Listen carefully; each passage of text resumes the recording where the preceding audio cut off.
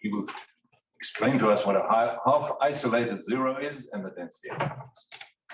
Okay, thanks a lot for the sort of introduction, and for all of you guys who managed to stick it around for the third lecture. So in some ways, the spirit of this final lecture is going to be a little bit different to the earlier two lectures, which were very much focused on DIophantine approximation, but in some ways it's going to maintain the same philosophy that we're invested in trying to find structure in sort of extreme or counterexamples, natural things, at the sort of intersection of DIophantine questions and analytic number theory. But today we're really going to be focused on this sort of philosophy in the context of the Riemann Zeta function. I'm sure everyone knows, but just to recall, the Riemann Zeta function is just the sum of 1 over n to the s, where I'm thinking of s as a complex variable, which makes sense when the real part of s is strictly bigger than 1, but this has a meromorphic continuation to the entire complex plane. And it's not obvious just from writing it down here. There's essentially a duality between primes and the zeros of the zeta function, which means that morally, if you know everything there is to know about zeros, you know everything there is to know about primes and vice versa. But in particular, if you have some partial understanding of zeros, you might hope that this translates into partial understanding about primes, which is the sort of things that we'd really like to investigate, or I would. So it doesn't really need stating, but the main conjecture is the Riemann hypothesis, which is some partial information about zeros, which is that all the non-trivial zeros, maybe I won't make up this point too much, by a line with the real part of s equals to 1/2. So that's one way of stating the Riemann hypothesis. Equivalently,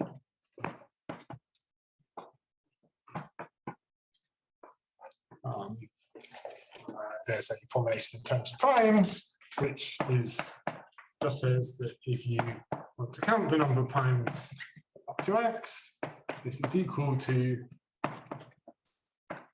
some nice simple analytic function guessed by Gauss, put forward by Gauss, plus some well-controlled error term that subsides roughly the square root of the term.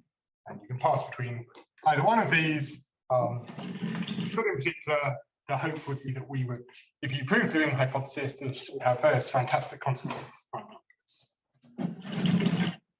So this is one remarkable consequence for prime numbers, but I just want to maybe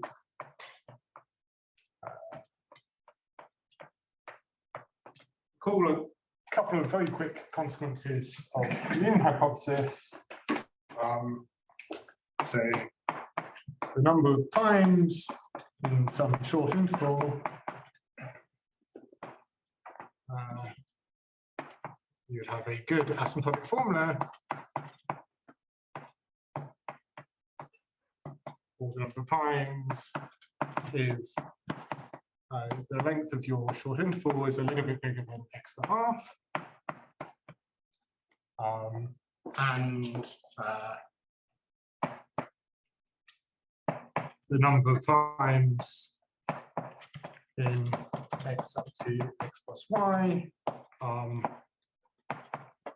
would also have the expected size for almost all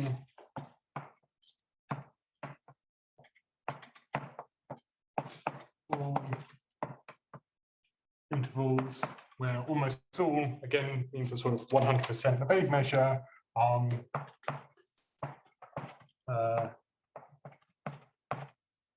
Provided now y is maybe a bit bigger than log x squared.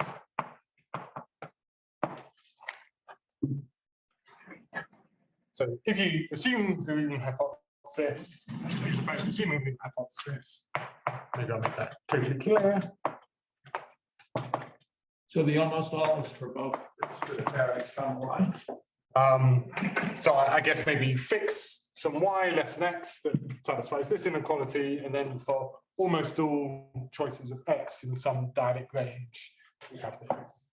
So I'm thinking of taking some short interval and shifting that short interval along. There'll be a few of those intervals that might have the wrong number of primes, but 100% of them as For each fixed y. yeah, for each fixed y where y is sort of a fixed function of x. Okay, so nice consequences for primes, but unfortunately this is assuming the Riemann hypothesis, and we don't know how to prove the Riemann hypothesis, and we seem quite far away from being able to prove the Riemann hypothesis. And although this statement about primes is equivalent to the Riemann hypothesis, and so you're unlikely to prove this without proving the Riemann hypothesis, it might be the case that some of these consequences for primes don't require the full strength of the Riemann hypothesis, and there might be some weaker version of the weaker substitute for the Riemann hypothesis that might be more plausible to prove unconditionally. So in particular, one possible substitute for the Riemann hypothesis for such consequences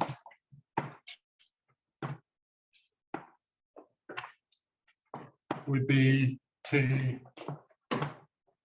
show that few zeros are far from the real part of S. So I'm going to make this a little bit more precise in a moment, but you could imagine Riemann hypothesis being true with just one exception, maybe. And if the Riemann hypothesis was true with one exception, it turns out that essentially you can recover these sorts of results. And moreover, you can look at sort of statistical questions as to even if the Riemann hypothesis is false, and so there are maybe infinitely many zeros off the critical line, how dense are these counterexamples to the Riemann hypothesis? And it turns out that if there's sufficiently few counterexamples which are suitably far away from the suitably close to the line real part of S equals 1/2, you can still recover various consequences.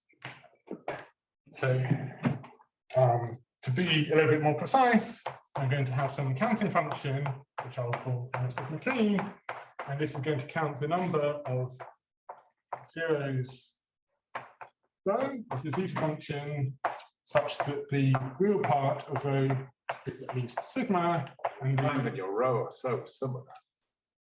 I'm really bad at this. Yeah, this is a long-standing problem, and it's a nightmare for giving lectures. So yeah, I apologize to everyone in advance. Yeah, This is a fundamental problem. Primes and the zeros are dual and even equal. Yeah, so yeah, they're dual, and in my lectures they're completely indistinguishable. So I'll try and do a little bit better, but this is a fatal flaw that I have. So I want to count zeros in some boxes where the real part is at least sigma and the imaginary part is at least 2. So if I just draw the complex plane with the real part of S on the x-axis, the imaginary part of S on the y-axis, we expect all the zeros to lie on the line real part of S equals 1/2. We know that there's no zeros which have real part bigger than 1, and I'm interested in looking at some box. So I'm thinking of height t, the real part sigma, and counting the number of possible zeros in this box. So we expect that the function n of sigma t should just be equal to 0 whenever sigma is bigger than 1/2 and t. But I'm interested in upper bounds of n of sigma t, saying that there are somehow few zeros which are counterexamples. And it's not very difficult to show the following lemma, which does show that suitable bounds of n of sigma t, which are much weaker than just showing that n of sigma t is equal to 0, are sufficient for these sorts of consequences. So if you have a bound n of sigma t is bounded by t to the power a times 1 minus sigma, maybe with a little O1 fudge factor, then the number of times in x up to x plus y is the expected asymptotic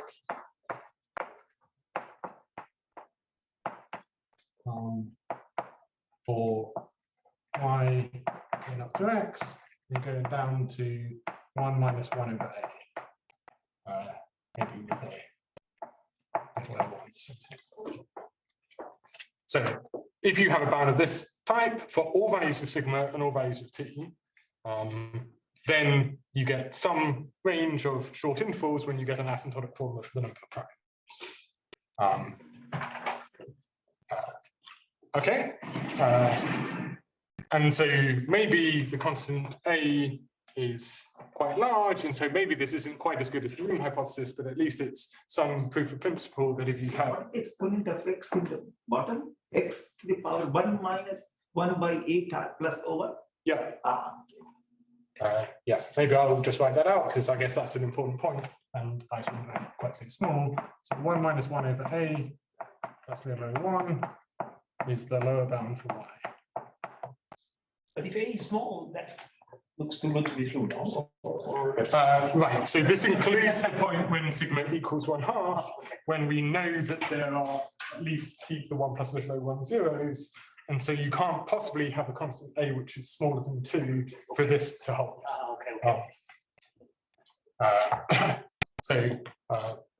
So I guess there's a couple of things.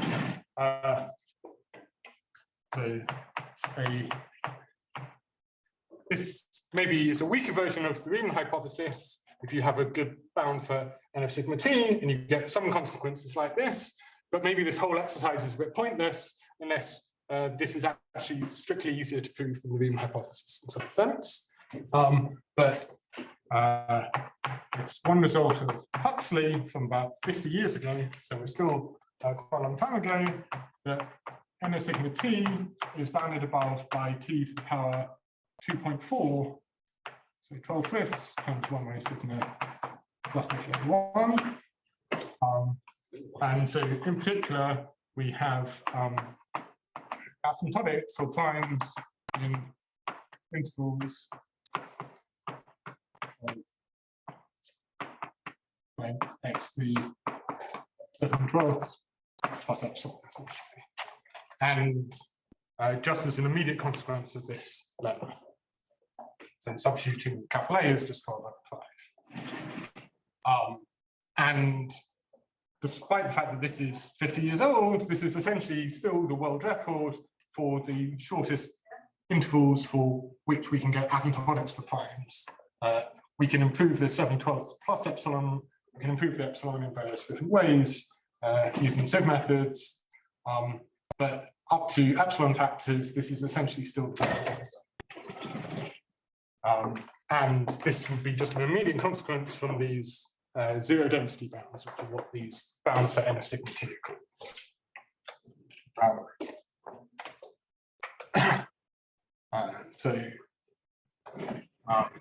In fact, so n of sigma t has been studied a lot over the past 100 years or so. This n of sigma t has two different bounds. There's one bound due to Ingham, which takes the shape 3/3 minus 3 sigma divided by 2 minus sigma, maybe plus a little o1. And then there's a result that Huxley proved on Nash and Montgomery, which looks like 3 minus 3 sigma plus little o1. This is Ingham three using sort of fundamentally two different methods. And this bound is better when sigma is less than or equal to 3/4. This bound is bigger when sigma is equal to 3/4. And they both match exactly when sigma is equal to 3/4. And this means that so n of sigma t is actually bounded above by t to the 12/5 minus some small constant times 1 minus sigma, unless sigma is very close to 3/4. So one particular thing would be if you came up with some proof that showed that there are no zeros of the Riemann zeta function that lay very close to the line sigma equals 3/4, using whatever method it is, then we would automatically get better bounds for n of sigma t and better results for primes and short intervals and things like that. Okay, so yeah, Ingham's result has been unimproved for essentially 80 years for the region when sigma is less than 3/4. Huxley's result has been improved in various ranges, but remains the best possible when sigma equals 3/4 at least. So we've kind of been stuck on these bounds, and we've particularly been stuck at this point when sigma equals 3/4. And this is a notorious thing in prime number theory, that there's lots of different estimates that are somehow limited by the possibility of there being lots of zeros on the line when sigma equals 3/4. But one thing that I'll mention is, there was a question earlier, the best possible constant A you could hope to have here would be the constant A equals 2. And that A equals 2 would certainly follow from the Riemann hypothesis. And this conjecture that you can take A equals 2 is known as the density hypothesis.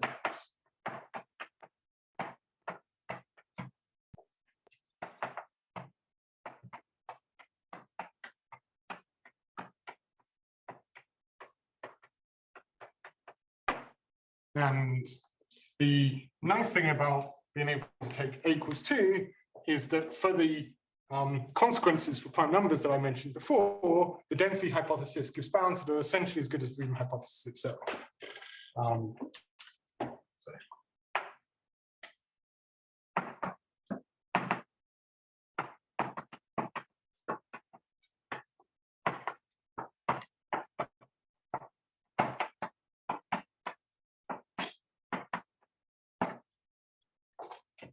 And so for many applications, primes at least, the density hypothesis would be an adequate substitute for the Riemann hypothesis.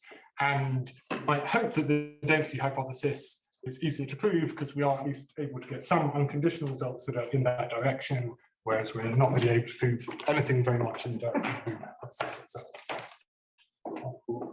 Who stated it?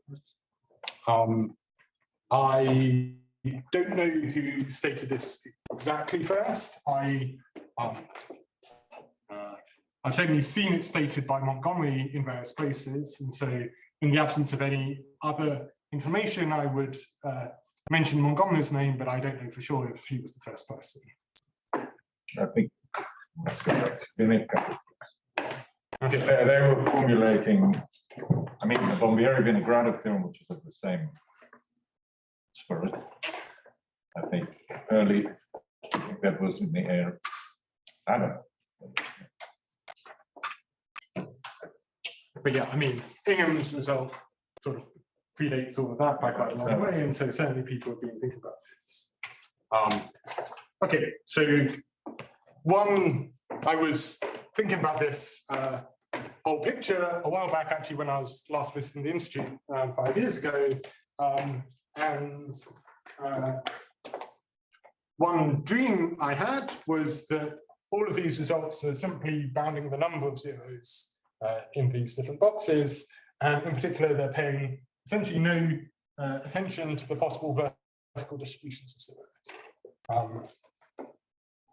And you might imagine that actually, even if there were lots of zeros on the 3/4 line, if they were somehow randomly distributed on the 3/4 line, then this would not cause any problems for results about prime numbers. And so you don't necessarily need to prove something quite as strong as a good bound for n of sigma t if you want to understand primes in short intervals. So all of these results when we looked at the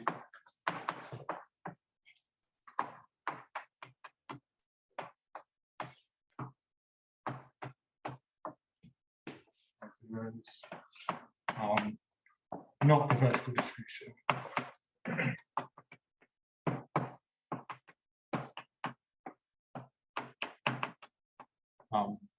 But if you start thinking about the vertical distribution, then a couple of points come up pretty quickly.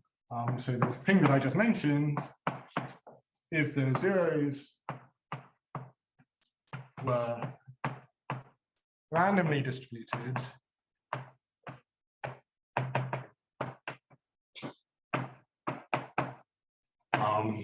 where I don't want to go into too much like what I mean by randomly, but you think they were well approximated by some sort of continuous density function,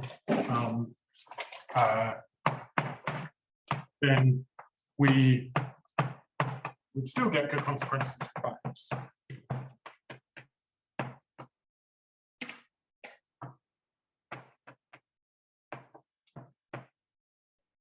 However, there's one very obvious obstruction to getting any of these consequences for primes, which would be if there was some DIophantine bias in the imaginary parts of the zeros of the Zeta function on the 3/4 line, I guess I'm thinking. So if there was a maybe DIophantine bias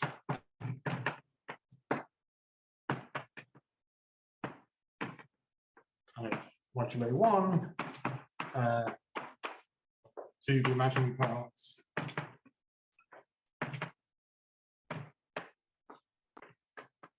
you can't hope to do better. You really mean your imaginary parts and not rescale, but actually themselves. No, I guess I do mean a rescaled version. Like a mean space. I'm not sure.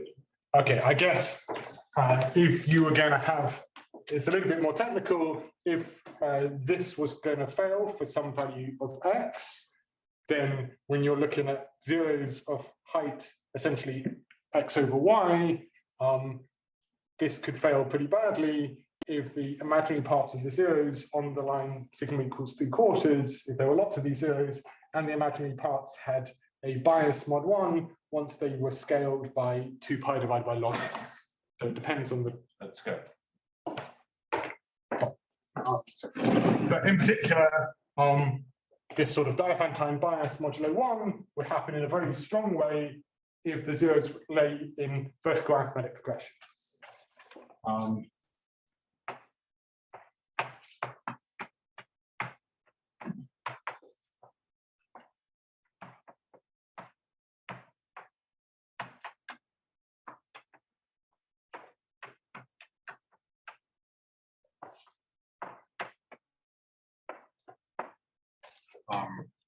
Then continuing my dream a little bit further, I was speculating that maybe it would be the case that you could show that you still have the same sort of nice consequences for primes, unless there was some structural reason behind this DIophantine bias, in which case you would then have much more structural information about the vertical distribution of zeros on this line sigma equals 3/4, which you then might hope to exploit in some other way to show that this was that your result was either true anyway, or therefore there couldn't be that many zeros on the line sigma equals 3/4 or something along those lines. So then very much fulfilling this idea that either you're in the Gen X situation and everything's good, or you're in the structured situation, but then you can use the structural information that you've deduced to prove the original result that you cared about anyway.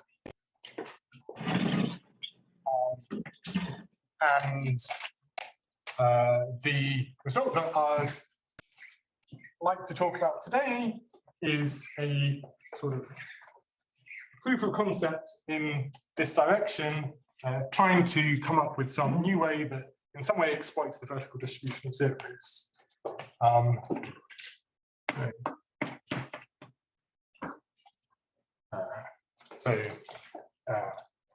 I guess most of what I've talked about today should be viewed as joint work with my postdoc, Kyle Pratt.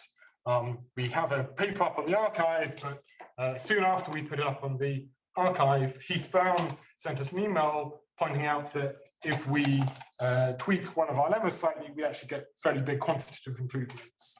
And so the result that I want to talk about today is therefore essentially due to Heath Brown, myself, and Kyle Pratt. We need to make some assumption of horizontal rigidity on the zeros of the Riemann Zeta function to be able to make our method work. So I'm going to assume the zeros of the Zeta function lie on finitely many vertical lines.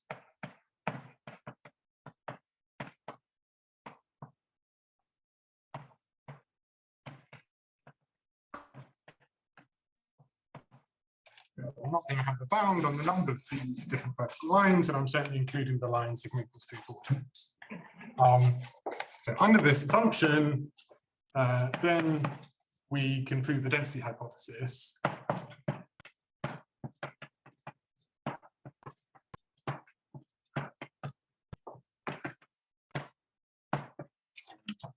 So in particular, under this somewhat strange assumption, not only do you get the density hypothesis, but you get the consequences for primes that are essentially as good as the Riemann hypothesis itself. Okay, we can substitute this finitely many vertical lines with various sort of more technical statements about rigidity of the real parts of the zeros. But I guess the key reason that I quite like this result is that it is a proof of concept of taking into account the vertical distribution of zeros and using this structural philosophy for the zeros of the Riemann Zeta function. Okay, The notion of half isolated. that's going to come just a moment. So hopefully everyone's reasonably happy with what the statement is. If I make this strange assumption that the zeros of the Zeta function are on finitely many vertical lines, then I get this best possible bound for the density of zeros in a sense, and essentially best possible consequences for the distribution of primes in short intervals, assuming just sort of these sort of zero density type results. And I guess, yeah, our dream is that this might ultimately lead to an unconditional proof, but there's some fairly serious obstacles which I might talk about at the end. And the other comment that I want to make is that this assumption is not ruling out the sorts of enemies that I mentioned on the board here about vertical arithmetic progressions of zeros. So let me understand something. You'll see, I guess, ideas, but the bound will depend on that finite number. And is your enemy when the real parts accumulate at a real part? You have a sequence going up and the real parts are accumulating. Yeah, so really there'll be a dependence on the spacing between them. So yeah, you could have a growing number of vertical lines as you go up, and the key requirement is that there's not vertical lines that are too close together. So it's less to do with the finite number of different lines and more to do with the spacing. And yeah, as I said, really we need some sort of rigidity to do with real parts that say, if I have somehow two nearby zeros, I want either their real parts to be very close to one another or to be not too close to one another. Nearby zeros, nearby parts? Maybe just not too far. Okay, maybe what I am about to say isn't quite correct, but yeah, maybe zeros that are not too far away from one another in the complex plane. So just if you have one zero and you're drawing a disk around, I want somehow I don't want there to be many sort of nearby zeros that have real part just a tiny bit less or a tiny bit more. Basically, in every window you have this estimate. Yeah. Yeah, exactly. So yeah, I just had these sort of discrete estimates in every window around each zero. But maybe a precise statement is a little bit difficult to write down, and so but hopefully you've got a vague feeling of what I want. But today, at least, I'm just going to think about assuming the zeros are on finitely many vertical lines, and because they're on finitely many, there's a absolute lower bound for the spacing between them, which means that I know as soon as I have two zeros with real parts which are similar to one another, then the real parts have to be the same, which makes everything much easier. Okay, so the new sort of technical idea behind this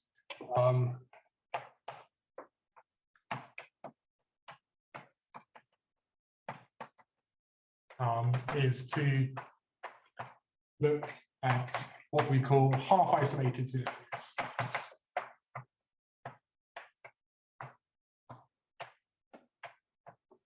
So I think we give a fairly technical definition of precisely what we mean by half-isolated zeros in general, but when you're assuming that the zeros of the Zeta function are on finitely many vertical lines, this is just saying that there's no nearby zero which is directly below it on that vertical line. So if you imagine thinking about the zeros of the Riemann Zeta function, maybe they lie on a few different vertical lines, and provided you're not on the line sigma equals a half, we know that there's overall not too many zeros on any one of these lines. So if you plotted these zeros, there's maybe several that cluster together, and then there'll be a gap, and then there'll be a few, maybe ones on their own, and then there'll be a couple. And similarly, you might have some clusters, but the zeros all come in clumps of zeros close together, which have then some gaps between them. And half-isolated zeros, I'm going to say that the zeros at the bottom of any one of these clumps. So it might be a zero on its own.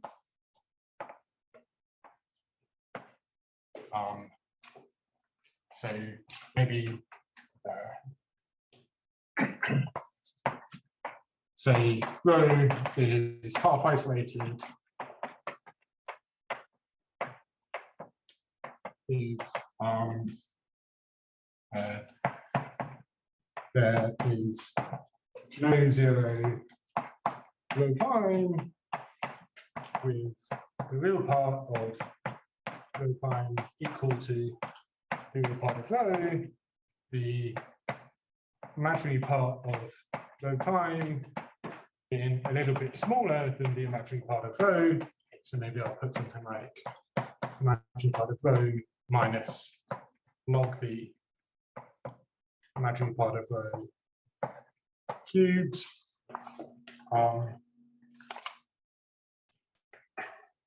Yeah, so there's no nearby zeros, so there's no other zero on the same vertical line that just lies a little bit below it. So this is the imaginary part of zero, and this is maybe log of the imaginary part cube. And maybe it should be the absolute value of the imaginary part, but it's sufficient to just consider zeros in the upper half plane by symmetry. But either way, I think the easiest picture to have is this picture here, where the zeros come in clumps, and at the bottom of each clump, there's a half-isolated zero.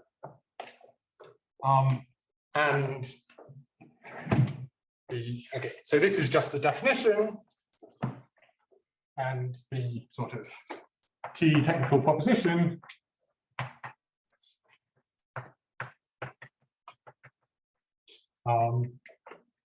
says that we develop a new way of detecting these half-isolated zeros. So there is a short Zeta polynomial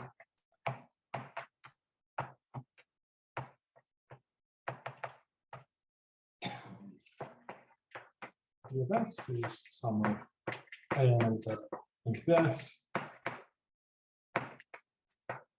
Maybe expanded by 1, such that the naught takes some large value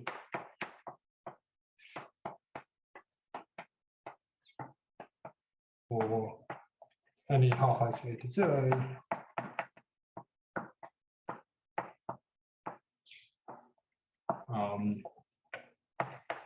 with the imaginary part of the not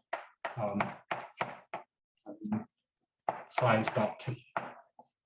What is that, log t to the 100? Yeah, log t to 100, sorry.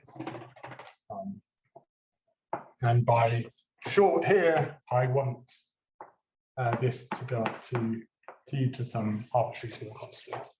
So this is maybe a technical statement, which isn't supposed to mean a huge amount to people who are not used to zero detectors and analytic number theory. But the standard way of detecting zeros is to say that there's one of these Dirichlet polynomials that takes an unusually large value, and then you say that there's few zeros by saying these Dirichlet polynomials rarely take large values.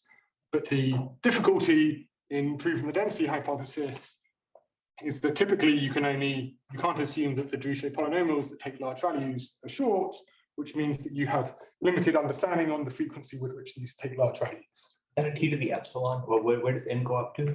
N goes up to t to the epsilon, where t is the height of the zeros that we're looking at.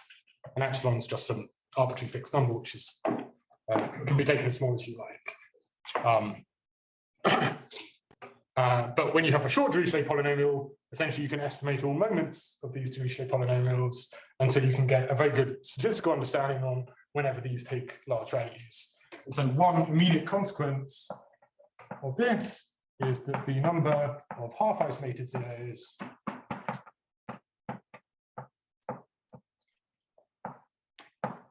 counted by n of sigma t satisfies a density hypothesis type bound. So the density hypothesis is what would follow if you could essentially get accurate bounds for all sort of moments of these Dirichlet polynomials, essentially. And because we have short Dirichlet polynomials here, we do get that from good statistical. I assume that you can use the harmonic analysis in real analysis on the fact that the zeros is essentially all on the line. That sort of the thing you will explore. Yeah, that's certainly an important aspect. That we're using kind of some sort of positivity because of them lying on a line. We can use something that's more akin to real analysis. So here in the key proposition, t is fixed. I'm a little bit okay, yes, sorry.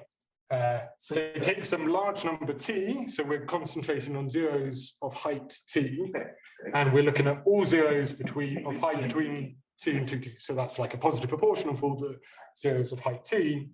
And for that value of t, there's one Dirichlet polynomial that's depending upon t now. Depending only on t, that detects all of these half isolated zeros of height between t and 2t. And you have to test it for all t now. And yeah, so if I want to count all the zeros counted by n of sigma t, I'll count the ones detected by the Dirichlet polynomial for t, and then for t over 2, and then t over 4, and then t over 8, and so on. But sort of morally, because a positive proportion of them are of height between t and 2t, if you can do it for t and 2t, you can do it for 0 up to t. It's basically the same question. So yeah, so this is the key technical proposition. It doesn't really matter if you're not so familiar with Dirichlet polynomials, but basically this is saying that there's an efficient way of detecting these half-isolated zeros. And one immediate consequence is that there's very few half-isolated zeros, and they satisfy a density hypothesis type bound. And Dirichlet polynomial is some fixed polynomial. I do not know what is that, but there is a fixed Dirichlet polynomial. Yeah, there's one fixed Dirichlet polynomial depending on t. Only on capital T. It doesn't depend on the 0 rho 0. Universal for the Riemann Zeta function. Zeta function. Okay. So with this key proposition in hand, I want to at least vaguely sketch how we can use the sort of vertical patterns of zeros that come when you have zeros on finitely many vertical lines to get some improvement on what Huxley did before. And so I'm not going to sketch proof of the full density hypothesis, but I'm going to sketch a very easy proof that you can do a bit better than what Huxley did. So let's improve on Huxley. So if zeros lie on finitely many vertical lines,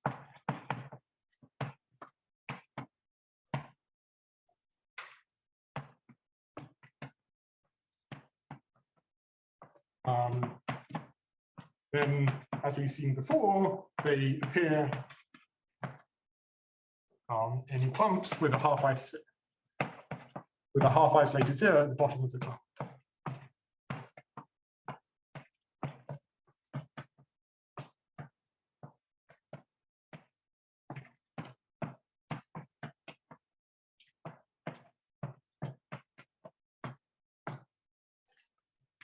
And now I just want to divide my argument into two sections. I'm first going to consider those zeros that appear in short clumps, and then I'm going to consider the zeros that appear in long clumps. So first of all, I'll think of short clumps, where I'll think of clumps as maybe my definition of short will be containing not too many zeros. And I won't write down any sort of explicit numerics, but maybe think sort of t to the 120th zeros or something. In this case, there are few zeros in each clump. There's one half isolated zero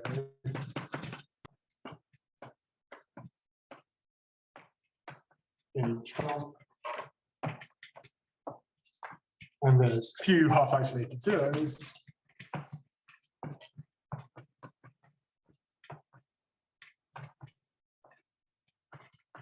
by our key proposition. And so just simply putting together these three statements means that there's few zeros that appear anywhere in short clumps.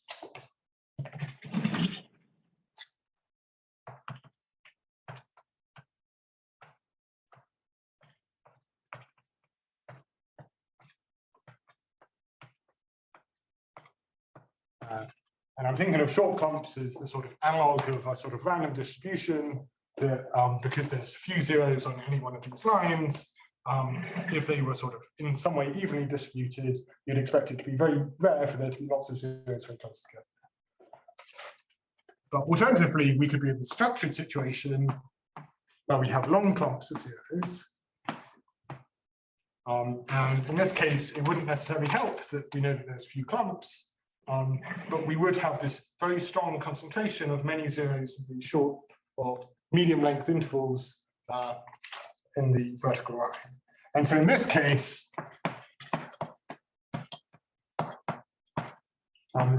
we can adapt the traditional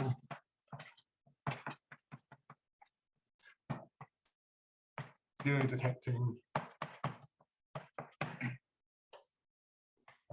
methods to exploit the fact that as soon as you found one zero, you know there must be lots of other zeros nearby. And so in particular, you're looking at Dirichlet polynomials that take large values, and as soon as you have one large value, you can assume that it's taken lots of large values in a fairly long vertical interval. So we can, to exploit the fact that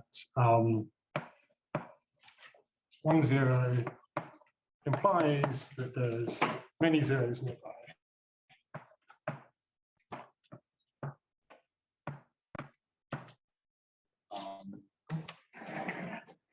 And morally, the critical case before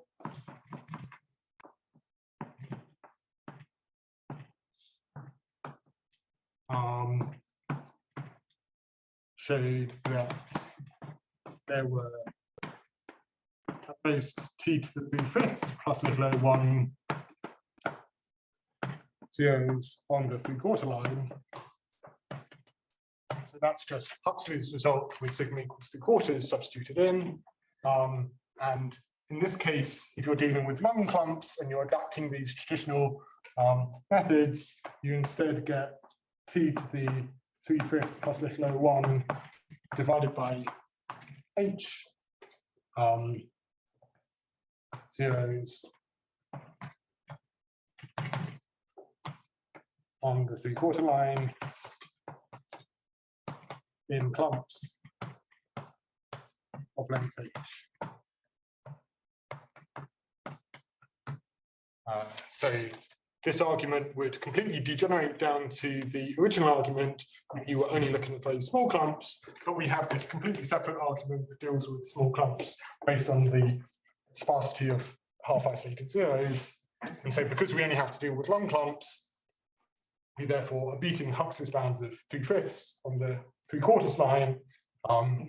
And when you put these together, this means we get some improvement on Huxley's zero density estimate. When you speak of length, it's the number of zeros or the length of the interval?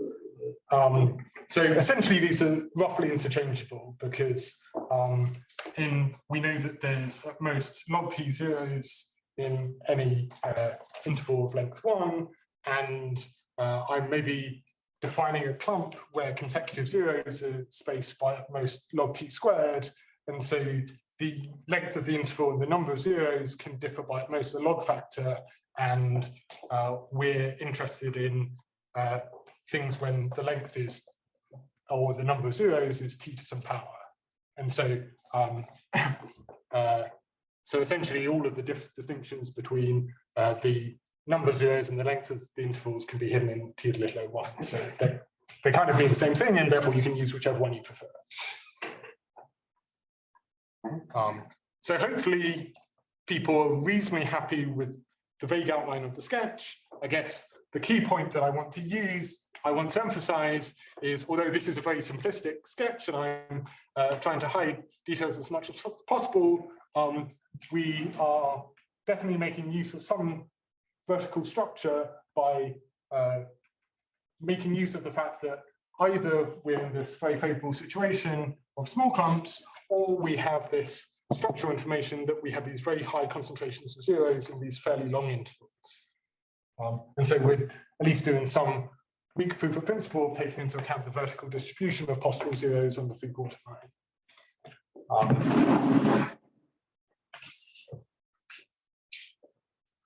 And yeah, so morally, I like to think of the argument as saying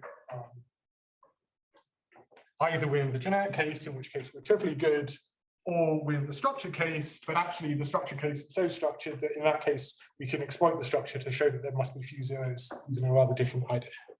So the obstruction you had before, arithmetic progression of zero, that plays no role. No, so the arithmetic, right, so this is one way of sidestepping all the issues with arithmetic progressions of zeros and handling whether an arithmetic progression would appear in a short clump or a large clump depends on the length of the arithmetic progression. But in either case, we can make use of additional structure by exploiting the fact that you either have this very strong concentration, and so we're actually dealing with the possibility of arithmetic progressions in either situation, and so we've got around that obstacle that I was scared of before.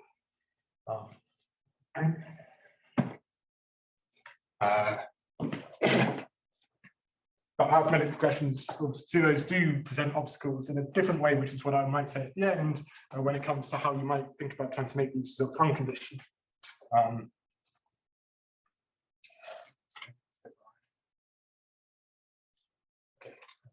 Yeah, maybe actually I don't have so much time left, so maybe I'll move on to talking about that. So hopefully you're reasonably happy with the idea that if you take some version of this key proposition for granted that there's few half-isolated zeros, then we can split into two arguments and we can get some improvement on Huxley.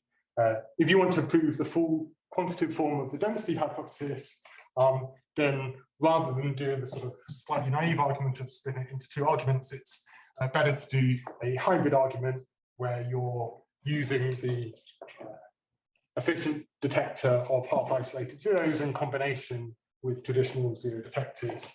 And thanks to Roger's observation, you're able to balance the numerics to get the zero density, the density hypothesis in the entire message. But maybe I'll finish off by just advertising what I view as the key obstacle to this whole approach working in an unconditional sense, because maybe as I mentioned, we have a more complicated definition of half isolated zero, which doesn't require assuming that you're on finitely many vertical lines, and we still show that there's few half isolated zeros unconditionally, but we lose the local to global type structure of these clumps of zeros being all concentrated on the same vertical line, which is what we're really exploiting for this situation for long clumps. And the key obstacle in my mind is what I call rows of zeros. So I think I was wrong to just be purely afraid of vertical arithmetic regressions. I now have a method that in some sense can handle vertical arithmetic regressions, but it can't handle these rows of zeros. And this is when you have a sequence of zeros who in the imaginary part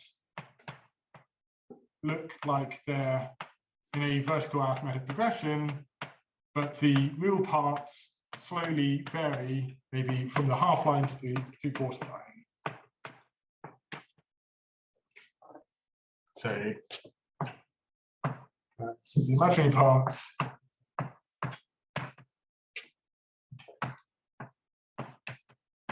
are an arithmetic progression, but the real parts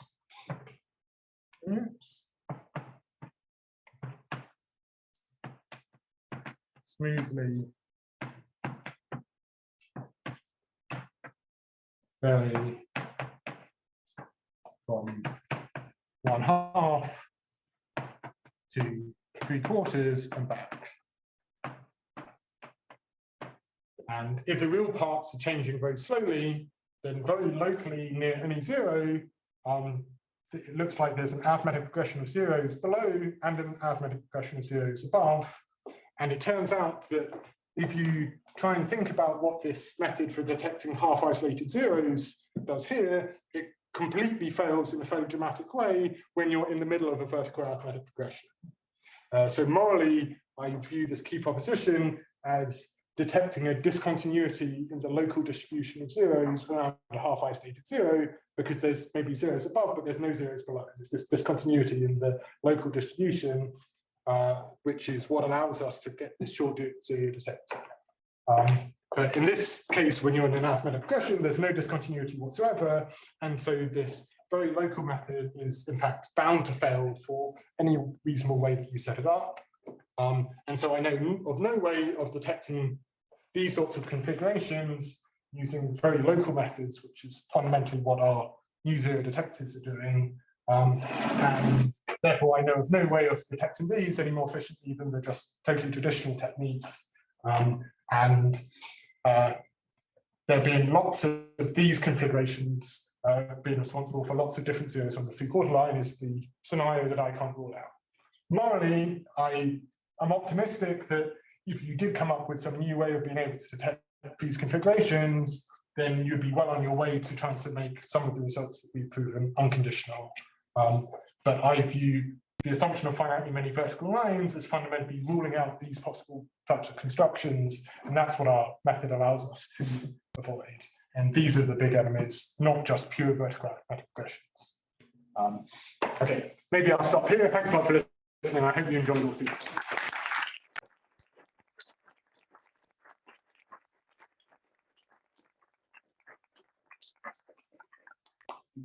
Question. I have one. There's an old theory of Turan about lower bounds of sums of this type, and there are configurations. Presumably, this is very closely related to that, or at least your methods might say something about that. Right, so underlying this key proposition is essentially a Turan power sum type bound. However, we need a rather different Turan power sum type bound than sort of traditionally exists in the literature. So in the, I once was using that theory and found it not quite complete. Does he have configurations like this that are his enemy, do you know? So I think it's the standard Turan power sum type bounds break down completely if you have lots of points nearby. And so there was first previous works, there's unpublished work if you found, there's work by Subramanian Ramachandra and Connie Ivanic that say that if you have isolated zeros, which in the extreme sense would be a zero with no other zeros nearby, but you can also allow a few other zeros nearby, then you can use Turan power sum type methods to work. But if you have, say, log t zeros nearby, that's just too many because Turan power sums give exponential lower bounds. And it's very important in our work that we can have a specific Turan power sum type argument that instead gives polynomial lower bounds rather than exponential. Any? Can you say a couple words about how you make that short Dirichlet polynomial? Yeah, sure.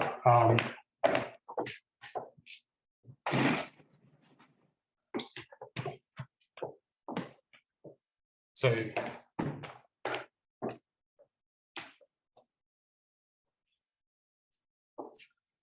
there's a kind of very natural candidate of what a Dirichlet polynomial for detecting primes would be, and that would just look like some smooth version of the von Maynard function.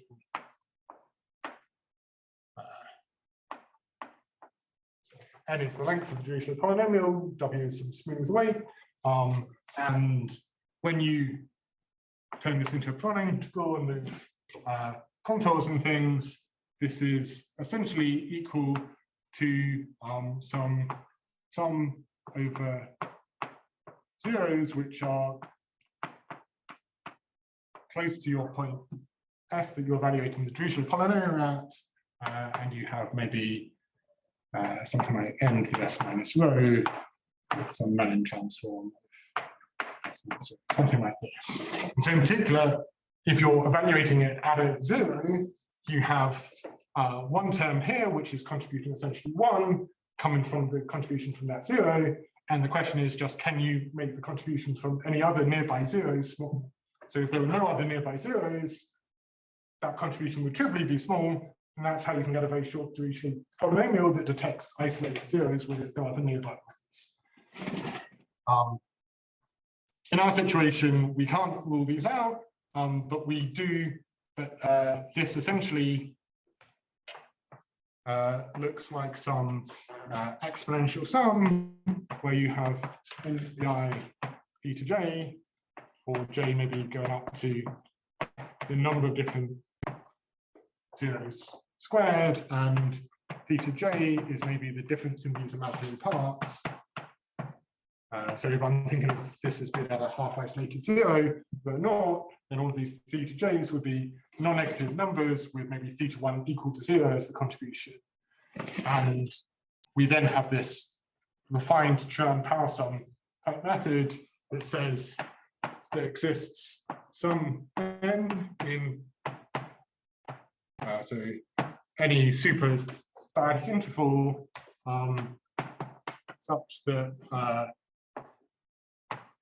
the sum of j going up to log t squared of n to the I theta j is bounded above by maybe log t to the power minus 100 for essentially any choice of capital N. And how is the positivity used there?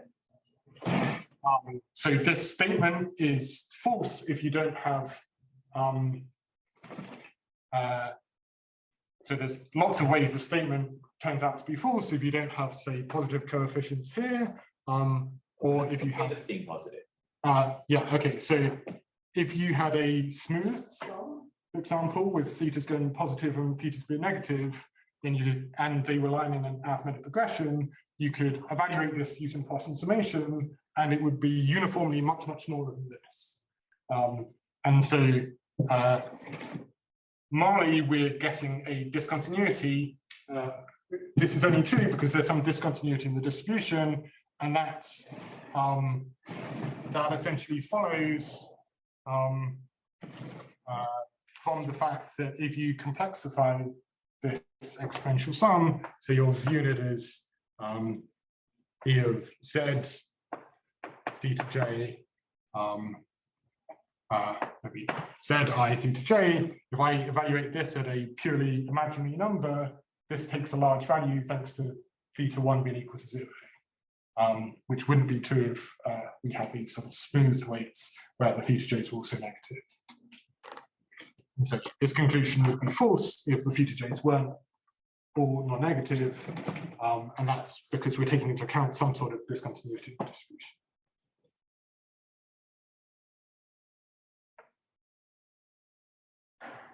Any other questions, comments, solutions? Or if not, then it's a great pleasure to thank James for 3 wonderful lectures. And let me say that James, unlike our usual bio lectures, he's here for the whole term, so you've got the opportunity to question him at your will.